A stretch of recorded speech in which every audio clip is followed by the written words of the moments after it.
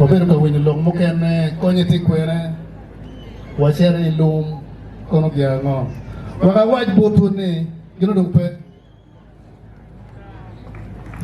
pe kuida mo watia kelo ne watika yara kikin civilians and konti but is now on survival mode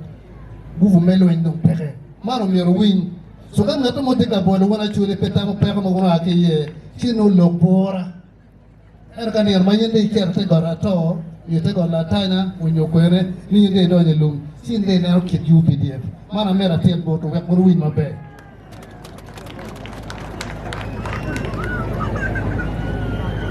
mokene warubu ke buch pelo tino mokene ke berka chonyenge kan diga yebere lum tikenye lo choj mokene ke berka tiketi yo maraj si karma ober kanano loke mabe si wano ne gen ti innocent wadwa ko gen chen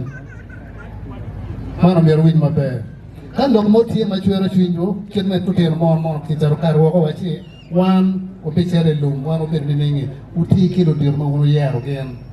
eno pedo ko tak poy widano ni doki lum ilom ma chako lwen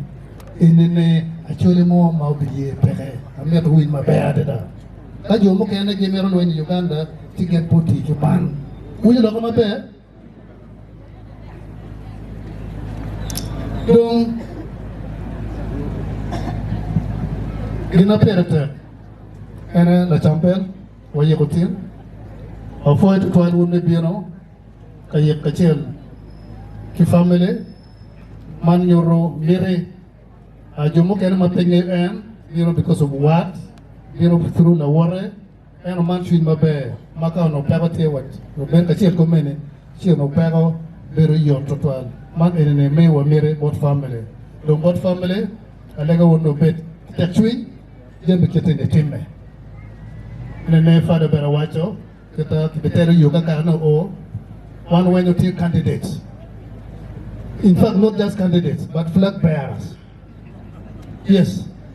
makere de kire mero yindi tiki flag so alega total ne o pet kachel ke family kedon ka pego tiket nene o mete ke nyoto yum chui o mete kitar kachel o mete ki supporting family an pati ki logo mapol ana foi wondo tan me mena kar me loko ito amoro wondo